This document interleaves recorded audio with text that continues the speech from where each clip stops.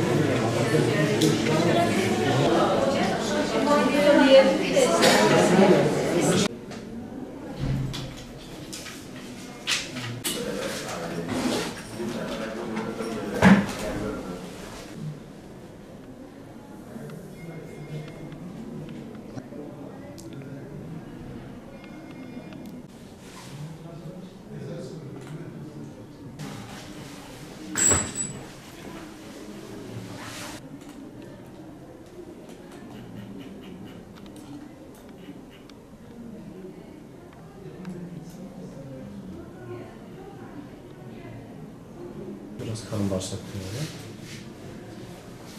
çıkan kolon ve transvers kolon. Burada kanser ameliyatları yapıyoruz. Kanserlerden de mide kanserleri, ince bağırsak kanserleri, kalın bağırsak kanserleri, rektum, anüs kanserleri, karaciğer kanserleri, safra kesi kanserleri, pankreas kanserleri bizim görev alanımıza giren ameliyatlardandır.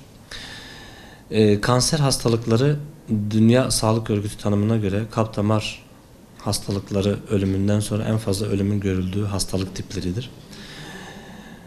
Kalın bağırsak kanserleri de akciğer kanserleri, meme kanserleri, prostat kanserlerinden sonra 4. sırada yer alan ölüm nedenidir. Türkiye'de de 2022 verilerine göre yılda yaklaşık 22.000 hastaya kolorektal kanser tanısı konulmaktadır.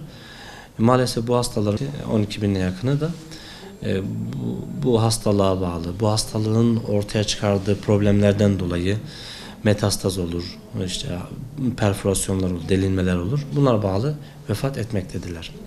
Kalın bağırsak kanserleri 4. sırada yer aldığı için çok önemli bir kanser türüdür. Çünkü diğer kanserlere nazaran erken evrede ve orta evrede yakalandığında tedavisi özellikle cerrahi açıdan tam kür sağlanabilen hastalıklardır. Dolayısıyla kalın bağırsak kanserinde erken evre ve orta evrede yakalanmak çok önemlidir. Kalın bağırsak kanseri belirtileri şöyle denilebilir. Özellikle tuvalet alışkanlığında değişme. Bu tuvalet alışkanlığında değişme ne olur? Uzun süreli 2 gün 3 günlük kabızlık. Kabızlıktan sonra da gelen büyük abdestin kalem ucu gibi ince gelmesi veya mukuslu gelmesi, böyle sıvı gibi, akışkan gibi gelmesi.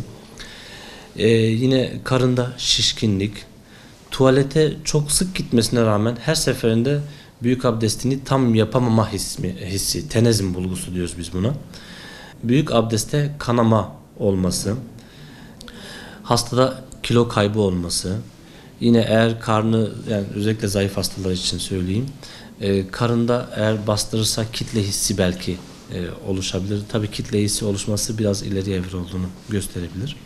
Bu şikayetleri olan hastaların polikliniklerimize, genel cerrahi veya gastroenterolojik cerrahi veya cerrahi onkolojiye başvurup bir kolonoskopi ile tetkik edilmesi gerekmektedir.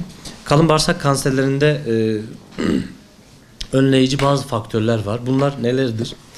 Egzersiz. Egzersiz iyi yapacaksınız. Sigara ve alkol tüketimini ya minimale ya da hiç almamanız gerekiyor. Tütsülenmiş gıdalar, kırmızı et, yani kırmızı etten zengin diyetler, mutfaklar, bunlardan uzak durmanız gerekiyor. Bitkisel, posalı gıdalar yemeniz gerekiyor. Onun dışında folik asit, B vitamini, D vitamini, kalsiyum içeren gıdalar, bunlar süt ürünleri, yoğurt, peynir tarzı yiyecekler bol bol tüketilmesi gerekiyor. Bunlar önleyici faktörler arasında sayabiliriz. Genetik olanların ise genetik kalın bağırsak kanserleri var. Bunlar da %5 olabiliyor. Bu hastalıklarda da hastanın kesinlikle kolonoskopi ile erken yaşta bir tetkik edilmesi gerekiyor. Çünkü bunlarda daha erken yaşta kalın bağırsak kanseri çıkma durumları olabilir ve ailenin tamamının, bütün bireylerin taranması gerekiyor. Erkeklerde biraz daha fazla görülmektedir. Çıkan kolon, transvers kolon, inen kolon, sigmoid kolon kabaca bu bölümlerden oluşur. Bunlardan sonra bir depolayıcı görevi gören rektum gelir. Ondan sonra da makat olur. Kalın bağırsak tümörü dediğimizde bu alanlarda gelişen tümörleri kastediyoruz. Bu alanlara bağlı olarak gelişen tümörlerin şikayetleri genel olarak farklıdır. Ama genel anlamda tuvalet alışkanlığı, kanama bulgusu, zayıflama ortak özellikler diyebiliriz. Guideline'lara göre hastaların 45 yaşından sonra en az bir defa kolonoskopi yapmaları önerilmektedir. Niçin hocam? Olası bir kanser hastalığında erken dönemde yakalayabilme adına. Çünkü bu hastalıklarda erken dönemde yakalanınca cerrahi tedavi olanağı çok yüksek. Hem metastaz olasılığı minimuma indirgenmiş oluyor. Hem de kalın bağırsak tümörüne bağlı oluşabilecek delinmelerdir, kabızlıklardır filan ortadan kaldırılmış oluyor. Eğer bu şikayetler varsa kadın erkek hiçbir önemi yok. Kesinlikle bir kolonoskopi yaptırmaları gerekmektedir.